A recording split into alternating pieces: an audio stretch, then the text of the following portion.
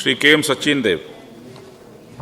കൃഷി പ്രോത്സാഹിപ്പിക്കുന്നതിന് വേണ്ടി വ്യത്യസ്തമായ പദ്ധതികളാണ് സംസ്ഥാന ഗവൺമെൻറ് നടപ്പിലാക്കി വരുന്നത്. സർ, നമ്മുടെ മണ്ഡലങ്ങളിലെല്ലാം വർഷങ്ങളായി തരിശായി കിടക്കുന്ന നിരവധി പാടങ്ങൾ നിൽക്കുന്നുണ്ട്.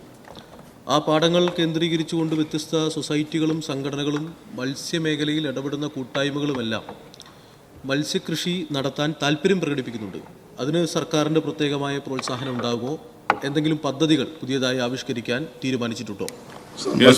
മത്സ്യകൃഷിക്ക് അനുയോജ്യമായ പൊതുജലാശയങ്ങളെ ഉപയോഗപ്പെടുത്തി മത്സ്യകൃഷി കൂടുതൽ കാര്യക്ഷമമാക്കുന്നതിന് വേണ്ടിയുള്ള ഒരു ജനകീയ മത്സ്യകൃഷി പദ്ധതി ഇപ്പോൾ നടപ്പാക്കാൻ ആരംഭിച്ചു. കഴിഞ്ഞ വർഷം നമ്മൾ ആരംഭിച്ചു. അതിൻ്റെ ഭാഗമായി 50 ഹെക്ടർ പ്രദേശത്ത് എംബാക്ക്മെൻറ്റ് മത്സ്യകൃഷി, അത് വലിയ വിജയമാണ് സാർ.